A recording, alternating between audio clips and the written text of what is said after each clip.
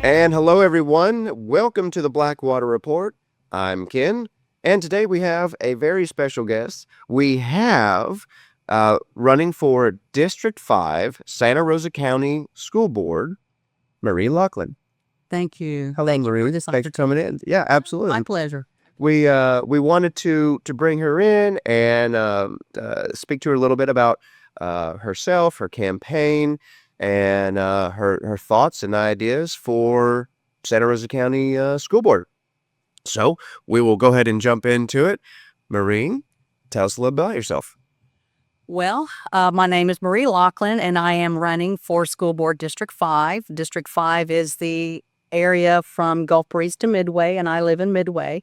I am a retired teacher of 39 years in Santa Rosa County, and I come from many generations of educators in Santa Rosa County. My family members have been on both sides of the desk, from being a superintendent and principals to being teachers in the classroom.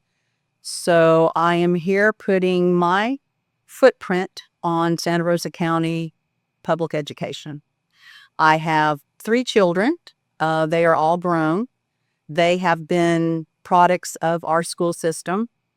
Me, I've been a parent. I've been a student. I've been a parent of the school system, and then I became part of the school system. I'm very proud of it. In my free time since I've retired at the end of the school year last year, I've gotten more involved in my activities. I love to run. Oh, sorry, I do not run. I don't run. I love to walk, kayak, and work in my yard. That's what I do in my free time. I also have, even though I've left my classroom, I've kept my foot in other classes. I volunteer at several different schools and 4 different classrooms, and I thoroughly enjoy keeping my feet in the classroom. So that's about me. Yeah, excellent. Yeah. Thank you. And so you're from here. You've been involved with the school system for many, many years now. And so I would say that sounds like you have a little experience. Just a tad. Yeah, just a little bit. Okay, great. So we'll get into it. We'll ask a couple questions, and I will call at you. Seconds. Gosh, what did I say? What hobby did I not mention? I said kayak, walk, and Biking? biking. Biking. That's Hey, my favorite. We can start over. No, It's not no, fun. no. Okay. No. It's done. It's okay. Um. I do like to garden too. Oh, that's good. Say that. Yeah, I did. Yeah, I did that. Yeah. Okay.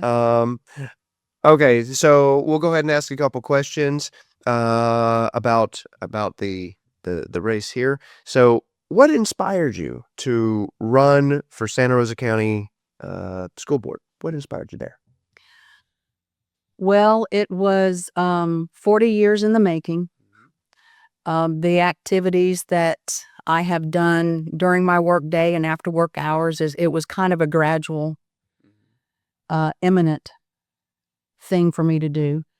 In my 38th year teaching, I felt like I needed to change something outside of the classroom, but still in the education system. So I had gone online to look for other educational opportunities, and I found one that I thought would be very rewarding. It was a position to be a traveling tutor on the South End for a federal program in which I would tutor at different schools with different students that had instability in their home life. It was a federal program, McKinney-Vento, which helps to address students who have that instability. Maybe they're not living in their home, they're living in someone else's home. And along with that, you have emotional needs. And I thought, that would be very rewarding for me. And I felt like my experience would greatly benefit those students. So I applied for the job. I didn't get it. So I went back into the classroom. That door closed, and I went back into the classroom. I finished my 39th year, and then I retired. Okay. Which was at the end of the school year last year. And as they say, when one door closes, another one opens. Mm-hmm. And the election cycle for District 5 was wide open. And I thought, well, this is the window for me. Yeah.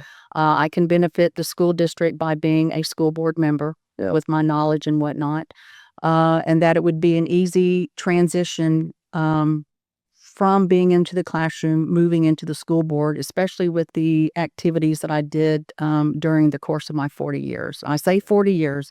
I had 39 in Santa Rosa County. I actually began my first year as a teacher assistant in a international K through 12 school in Venezuela.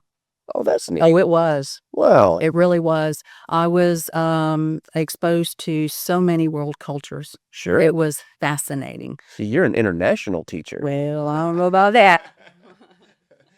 But that's what prompted me to Yeah. run. The timing was there. One door closed, another door open, Yeah. and it was perfect timing. So here I am. Yeah. Yeah. That's awesome. That's really neat. So definitely this isn't a new thing for you. Yeah. No. The school system, teaching, being an instructor. No, That's not new. in fact, I know the school board members extremely well, and Dr. Barber as well too. We have relationships. Yeah. Yeah. Good. Hey, that's kind of what it takes sometimes, right? Is being able to have that relationship with those that are on the board, the parents, the teachers, administrators. I mean, because you're gonna have to work with everybody. Everybody. Yep. Hey, Santa Rosa County. Thanks for watching the Blackwater Report. This platform reaches thousands of local Santa Rosa County citizens just like you each week. And if you have a small business and would like to grow your local reach, give us a call here at the Blackwater Report. We'd be glad to help. Okay, very good. So let's see here. So next question is, what do you believe are the biggest challenges facing the students and the teachers in Santa Rosa County today? Today, I think the biggest challenge facing the students and the teachers are the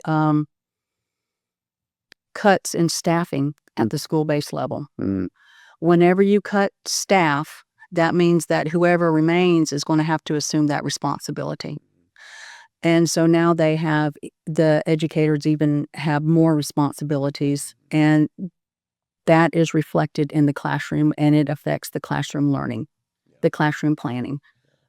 Because when you take from here, you're taking it away. You truly are. The educators today, because of the staffing cuts, they're being asked to strongly encouraged to gain certifications. mhm. And while I have gone through the College of Education, you have other alternatives to become a classroom teacher. And you simply study and you take a test, and it's a fast track is what it is. And you have fast tracks to other certifications too. So certifications that pertain to student learning needs, accommodations, modifications to their curriculum, behavioral needs, and of course their resources have been cut. So it is now falling onto that classroom teacher. Yeah. When that classroom teacher, although that classroom teacher may have their certification, that means that they're certified, but it doesn't mean that they really have the qualifications or the experience. Right. And so that is a deficit. And they're basically learn as you go. Yeah. Sink or swim is a motto I've often heard in the school system. Sink or swim. And some swim and some sink. Right. But it affects the student learning. And to me, that is, we're about teaching them. Mhm. But by squeezing the classroom teacher, you lessen the optimal learning for the students. Yeah. So to me, right now, that is the greatest challenge. Yeah. Yeah. Making sure there's enough teachers and kind of the stability of having those teachers. I know that with the students that are learning, if they had to trade teachers, halfway through the year from one instructor to another instructor, that might have an effect, and maybe not the best effect on their learning for that coursework. Well, and the teacher has established a relationship, and the student knows where they stand with that particular teacher. So whenever it changes mid-year or whenever it changes period, then you have that transitional relationship that has to be nurtured once again. Yeah. Yeah. And then you have teachers who have different teaching styles as well. Yeah. So, yeah, to me, the greatest challenge right now is the staffing cuts at the school-based level. Yeah. Yeah. Okay. Good. Let's see here. So our next question is, how would you support teachers to improve the classroom retention? How do we do that? Okay, and what exactly do you mean classroom retention? Do you So to keep them in the classroom, to Okay. keep them in, say, the subjects that they're trained in, that they're certificated in, how do we keep these teachers? How do we You support keep them. them supporting those That's what you teachers? do. Yeah. You support them. If they need assistance, Mm. and like and in the previous question, you have your staffing cut. So they're keeping the gen ed teachers, and the resource teachers are not so much retained. Those they're removed, or they're placed someplace else, and they're not readily available for the teacher who has taken on that extra responsibility. Yeah.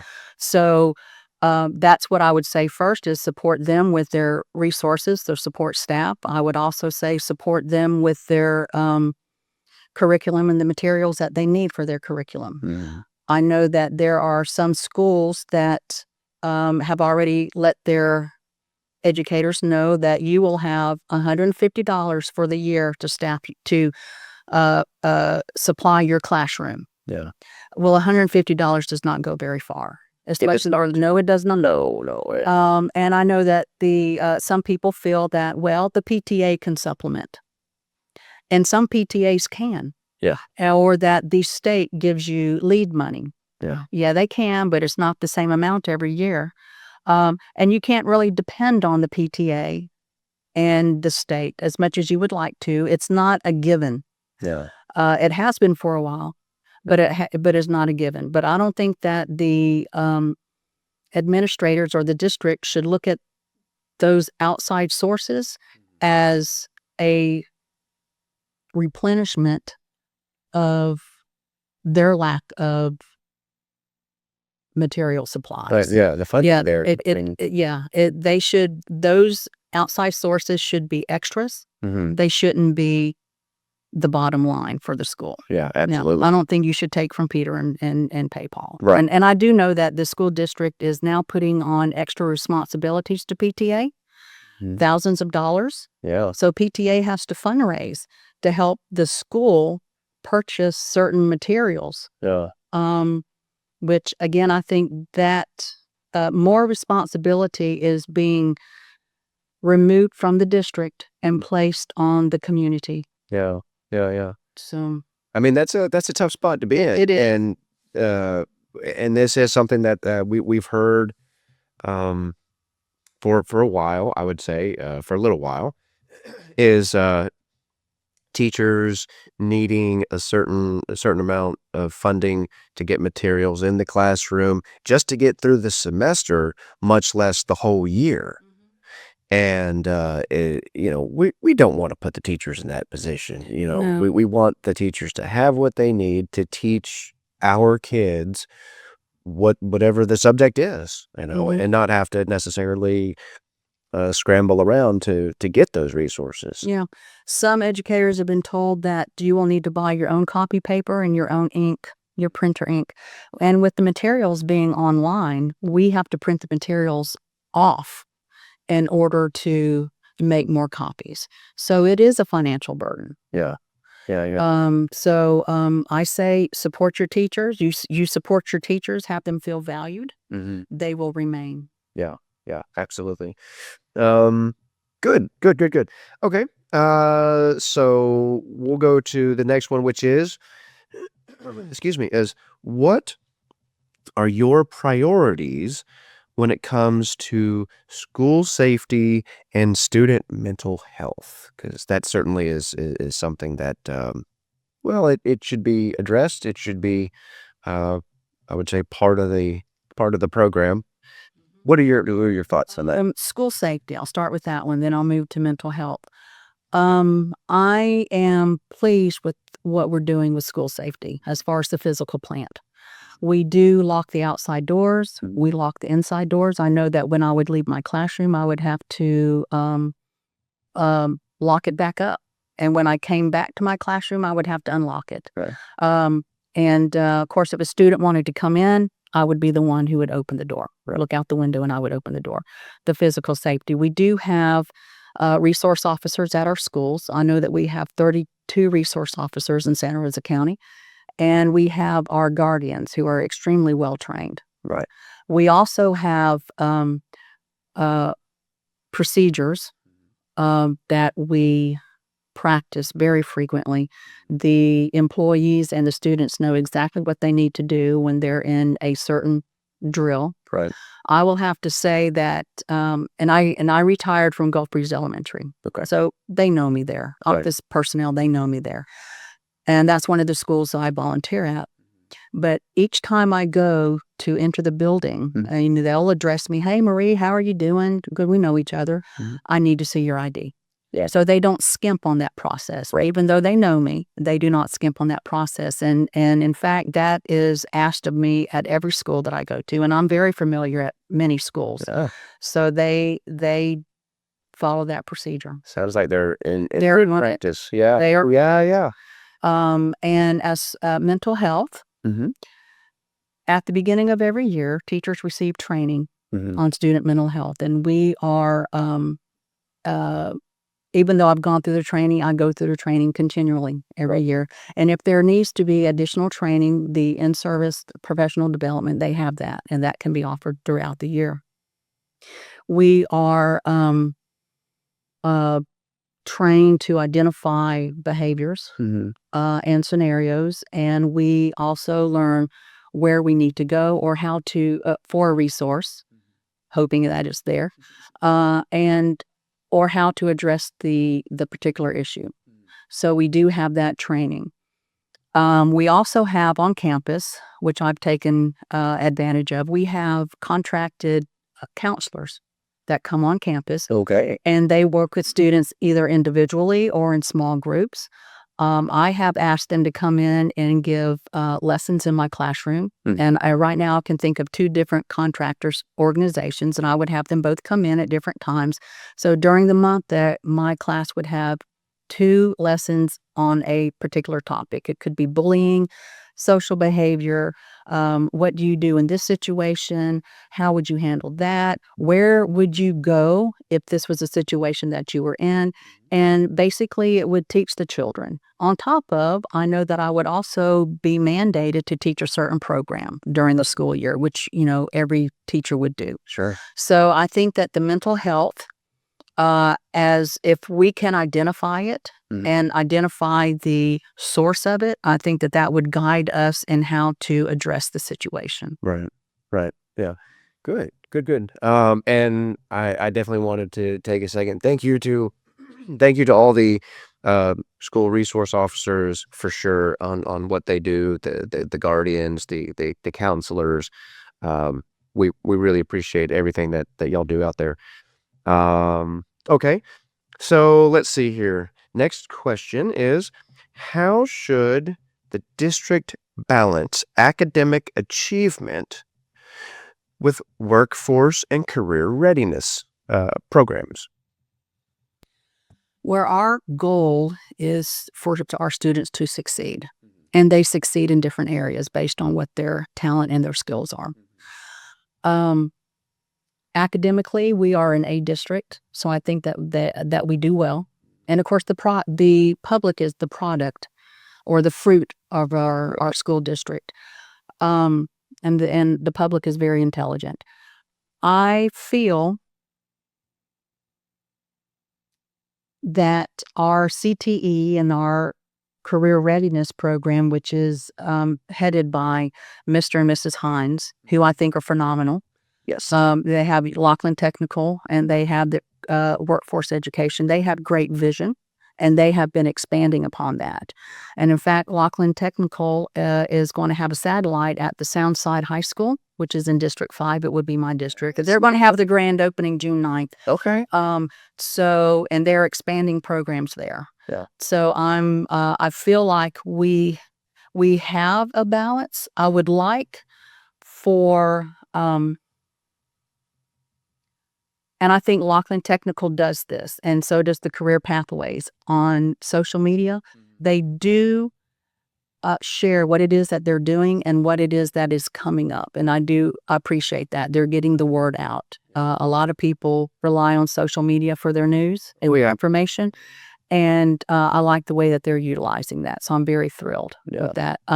We could always do more, and I 100% support the trades and vocations, especially since my son is in the third year, not at Locklin Technical, but he did begin there. He is an electrician apprentice. So I'm thrilled with his choice for career. Absolutely. Yeah. Yeah. We need electricians. Oh yes, That's for sure. And I would agree. I think you're right that the Locklin Technical Center has been doing an excellent job. A lot of great staff over there who are really supporting students. Locklin Technical is not just a location; it's a resource that's expanding within the school district. Yeah. Yeah. We've seen a lot of good things over there. And we may actually wind up trying to see if we can get some of them in here to do an interview one day. Excuse me. Okay, so let's see here. Now, we're gonna talk a little bit about the parents with involved with the school board here. So, what role should parents have in the curriculum and school policy decisions? Okay. With the curriculum is actually set by the state. Mm-hmm. And in years past, and I'm relying on my memory, the state would have a parental committee that would help with the curriculum. How involved that committee is now, if it still exists, I am not sure, but I do know at one point in time that they were. They also have parents who will review the materials that we would use in our curriculum, and then if those materials passed, then they were put on the state adoption list, and from that list is where the school district would select their materials that they would use. In fact, the school system at the last school board meeting, I think they just adopted or selected several curriculums for our school district to use. But they have an opportunity to be involved. I hope that they choose to be involved because this is their children. Absolutely. Yeah. Absolutely. And the second part of that question? Well, that's School board policy. this is policies, right? Okay. So school board policies, we have seen of late that there have been policies that the parents became very involved in. Mm-hmm. And the school board responded to them, which was very good. The public needs to speak to the school board needs to listen, Right. and they need to engage, and then they can move the district forward. Right. So I think that the parents should have a huge impact on policy, possibly even having, whenever the policy is being drafted, and policy, for the most part, is a mirror of legislation that has come down. Sure. For the most part. But then you do have policy that is not. Mm-hmm. And so I think that if it is policy that is not legislatively dictated, Mm-hmm. then we should have a mixture of individuals on a committee that would help draft that policy. Yeah. And offer different perspectives of how it would impact, different factions of the population. Yeah. So I do think that parents should be involved. One of my platforms, my focus area, is communication. Mm-hmm. We can do so much better with our communication than what we're doing right now. Yeah. Yeah. I would say to an extent transparency. Yes. Making sure all the information's out there and everybody has a voice as to, like I said, what is the policy? Should we change the policy? Should we update the policy? What? Well, and again, I think that we're talking about transparency, policies need to be more than just a line item on an agenda. It needs to be advertised more to the public. We have, especially with the economy that we have now, we have families that are working 1, 2, and 3 jobs. Just pay the bill. Absolutely. And so I think it is incumbent upon the school district to bring information forward to these families. Instead of having the families go hunt it down, Right. they should bring it forward. And we have lots of platforms in which to do that with. We have our texting, we have our phone calls, we have our social media. And now I do like the social media, and we have a PIO officer who actually I'm very familiar with. I worked with her for several years at Gulf Breeze Elementary School, and she does a phenomenal job. But I think that the information that is being sent out needs to be more informative, and possibly even mention, oh, this policy is coming up. You might want to take a look at it. We do a lot of accolades for students and for activities and employees that go on in our school district. Maybe if we can turn some of the focus to this is more informative, this is what's coming up on our school board, let's generate some conversation about this. Yeah. So I think that our communication can be more comprehensive, and we would have to nurture that. It wouldn't happen overnight, but we would have to nurture that and let the public know that we really do want to hear what they have to say. You know, like I said, they're the fruit of our A district. Absolutely. They're intelligent, so Absolutely. they have ideas. Given the opportunity, let's listen to them. Yeah. Absolutely. You're right. You want everybody to know what's going on, and have their say. Okay, so let's see here. Now, how would you improve? Oh, I'm sorry. Let me back up one here. How can the district better prepare students for careers, college, and emerging technologies? Is there room for improvement? Always. Always. Yeah. Always. I know that we have college readiness courses. We have advanced placement courses. We have our CTE. We have our dual enrollment. We have ROTC. These are opportunities that we can always expand upon. Of course, expanding means offering more classes, which would mean hiring more certified instructors. Yeah. Which would mean, it would be, they would need to have a salary as well. So a lot of what I feel are challenges for our school district is budget related. Budget related. But if you reprioritize, I think that things will work out. You just have to reprioritize. But I do think that we offer a lot of college readiness, and with our AP courses, we offer technology, advanced technology classes. And so I think that if we do more of that, and even, like I said, the Hines, they have great vision for their CTE and workforce. Let's see what they can put together for us. Yeah. I would imagine they have some pretty I'm sure they do. interesting ideas for some of that. Good. Okay. Now with Northwest Florida, Santa Rosa County being an area that is growing, we're finding more people moving into the area. I don't blame them. It's very nice. It is a great area.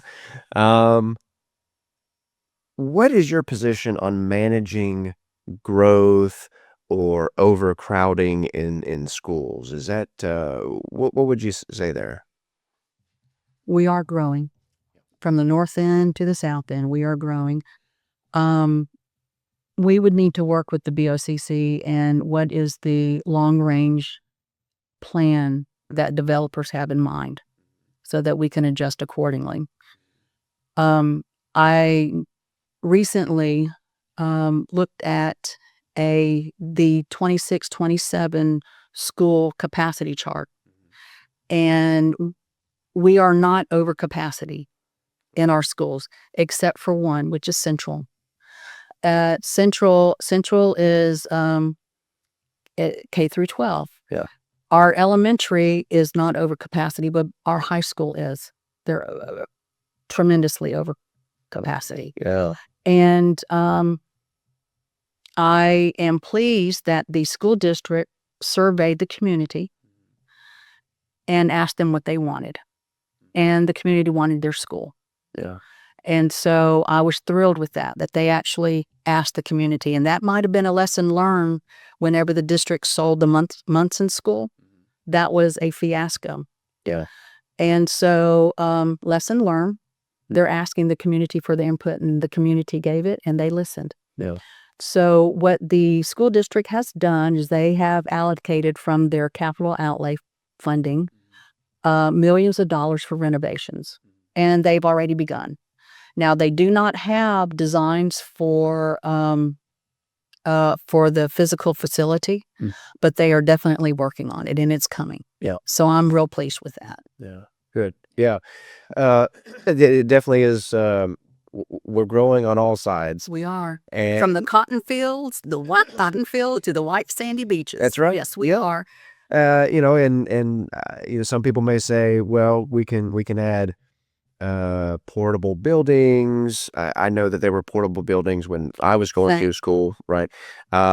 We could just build a new school, which that actually has happened. We've had 3 schools in 8 years. Yeah.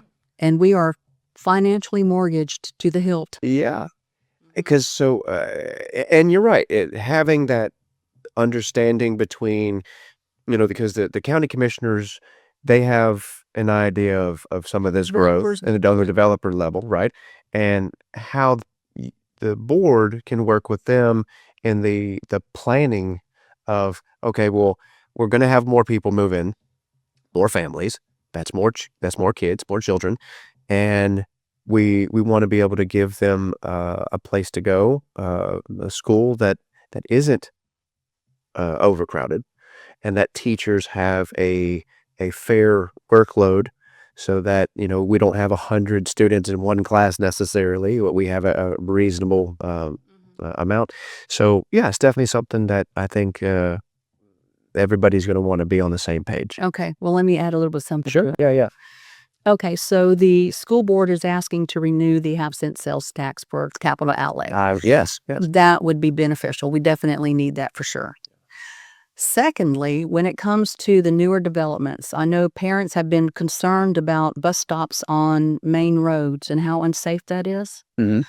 And when I looked into it, the response that I got was that school buses don't have enough room to navigate the new developments.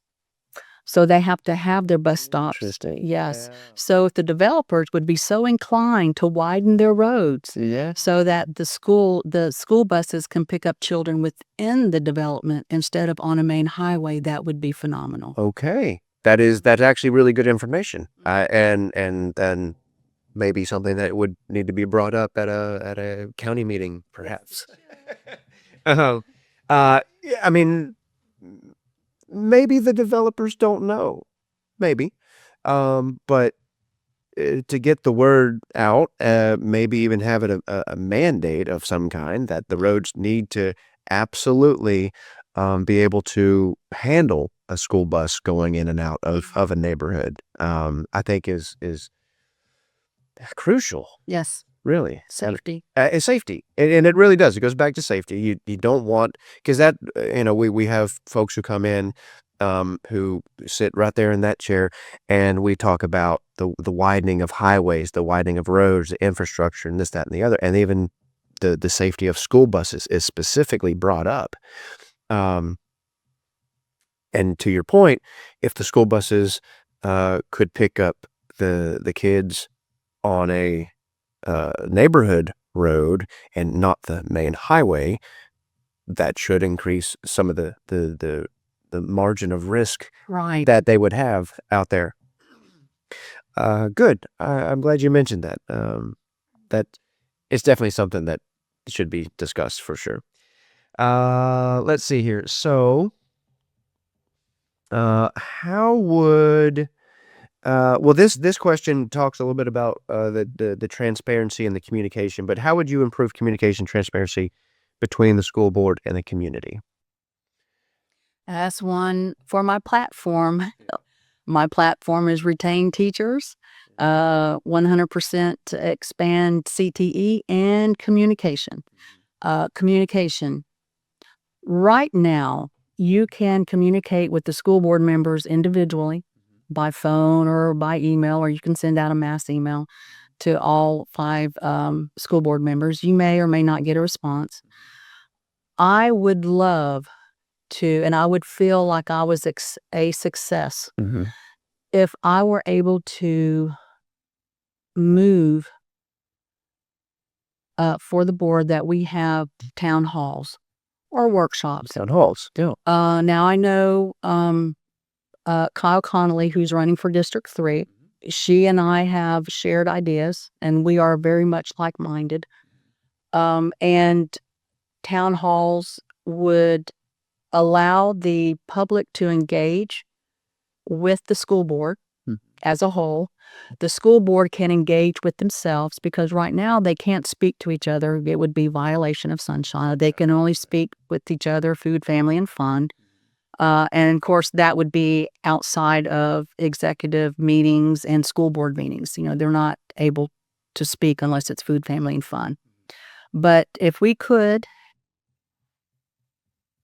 I would say, grow or nurture an engagement with the public Mhm. to where we can engage in a dialogue. And as I said before, the public is the fruit of our A district. They have ideas. They're intelligent. We graduated them. Yeah, yeah, So let's listen to them. yeah, They may have, probably do have an idea that has not been thought of. yeah. And I think that when the public is invested in a resolution or a solution or an idea, that they will back it. If they're not invested in it, if they didn't have an input, then they kind of rebuke it. Yeah, yeah. So, and in having these town halls or having workshops, and I know Escambia has an extra workshop a month Mhm. plus the board meeting, and Okaloosa has 2 a month in addition to their board meeting. Oh, wow. I know, we only have board meetings, and we may have a board meeting once a month or maybe twice a month. Yeah. But if the board members can talk amongst themselves, they can see how the others feel. Mhm. It may deter their position, they may rethink it, or it may strengthen their position. Right. But I think that engagement amongst themselves and the engagement with the public would be so very helpful because all parties would be invested in a resolution.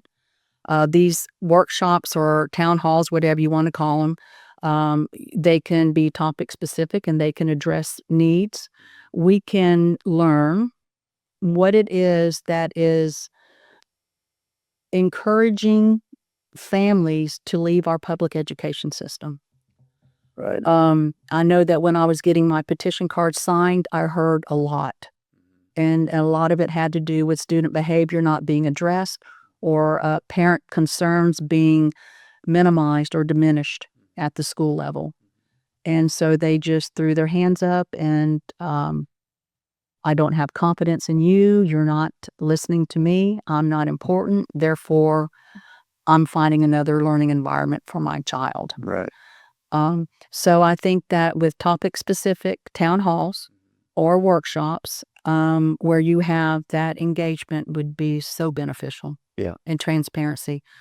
Yeah, absolutely. And you're right. If the board, honestly, if the board could conversate amongst themselves Mhm. more often, Yeah. they may find that they're actually more aligned on things, or that in fact, maybe someone does have a better idea that they could go with, and then having more communications with the general Mhm. public. And And you're right, we graduated them, We did. so they should have some pretty good ideas. And I think I know that they do. I know that the people who live here in Santa Rosa County Yeah. are smart, are skilled, are experienced, and we can. And they don't want to be left in the dark. No. I think that when we communicate better, um, especially in District 5, we've had a lot of negative, Mm, um, a lot of I don't even know situations. And I think that even diminishes what has occurred. We had a lot of negativity, and I don't think the district came out in front of the issues. And in not addressing the issues, and maybe they figured that they were, I'm not going to think about what they were doing. I don't know. That would be just an assumption. But by not getting in front of the issue Mhm. and people knowing what has taken place, you allow for the community to fill in the gaps. And then you have a lot of misinformation, you have a lot of gossip. Right. I heard this, did you hear that? So on and so forth. School district is silent on it, or maybe the school district has diverted attention from it. Right. I think that has contributed to loss of students and families being disenfranchised with our public education in Santa Rosa County. Mhm. Not all of them, Right. but too many in my opinion. Yeah. And I understand why. Yeah. I do. And kind of a trust thing. I mean, Yes. and it's with trust, it's an easy thing to lose, hard thing to gain. Mhm. And the district can communicate without infringing on an individual's rights, Mhm. and they can communicate without invading an innocent party's privacy. Right. It can be done, and it needs to be done. Yeah. Yeah. Absolutely. Um. Yeah. You're absolutely right. Let's see here. Yep, we are still recording. All right. Uh, let's see here. I'm gonna have maybe one or two more questions, and then we'll let you go. Let's see here. Um, oh, so there was a recent vote regarding teachers' pay. Um, the vote was for to increase teachers' pay. What are your thoughts on that? It's a shame, and I use that word purposely. Yeah. It's a shame that negotiations got to that point. I have been on the negotiating team for the teachers for 30 plus years, Mm-hmm. and it was so disheartening to see the drop in morale Mm-hmm. when it comes to that point that negotiations have come to an impasse. I remember when Dr. Barber was first elected, and I shared with her, I said, you really do need to take care of your employees. You need to pay them as much as you possibly can. And over the course of the years of negotiating for teacher contracts, I have learned that she did not take that to heart. Mm-hmm. I do think that there is money if you reprioritize the budget. There will be money, and I know that in the past that is what took place. I think that this administration doesn't have a balance, Yeah. and their employees are the largest pot of the budget. Their salaries is the largest pot, and for them to demoralize the teachers by not giving them monetary value is a huge disappointment. Yeah. So being on the board, that would be a priority for me. Right. Bills need to be paid. Sure. Your employees need to be paid too. Yeah. Without your employees, what would you have? Yeah. Well, that's where the rubber meets the road when it comes to does. teaching And so to you your need to children. quit cutting the staffing at those schools. Yeah. Yeah. Yeah. Yeah, you Absolutely. do. I mean, I've heard this year and of course last year, I have heard so many teachers saying, I'm quitting, I can't do this anymore. And I know that at the school that I just left, there are 4 teachers who are leaving the system. They're not retiring. Mhm. They are leaving public education because it has just become so overwhelming. And these are phenomenal teachers. It's Yeah. a loss to the students. Yeah. Yeah. And we don't want to lose the teachers, y'all. No. We don't want to lose the teachers. I mean, it's already it's such an invaluable job to have. I mean, it's the position of teaching and educating these children as they go up and then become the leaders of this community, Well, with every year that a teacher remains in the classroom, they gain more knowledge of how to address different situations or how to teach this concept differently and better. And, oh, if I'm asked this question again, this is how I'm going to answer it next time. they gain value and they gain, I use this analogy that they gain an extra tool in their teaching toolbox. Sure. Retained, experienced teachers are invaluable, and the district needs to hold that close to their heart. Mhm. Teachers will tend to leave within the first 5 years of teaching Mhm. because they are not invested in it and they are not putting up with it. So, the district needs to reprioritize and put their employees first. I know that there are other priorities as well. I'm very much aware of that, having gone over the budget with negotiations. You do have your operating cost, but you can make cuts here, there, in different places. Yeah. Yeah. Across the board, make cuts across the board. Yeah, and that'd, maybe help with the teacher salary situation, right? Okay, let's see here. I think I got maybe one more question for you. Um, if, let's see here. So our last question, we'll wrap it up with this.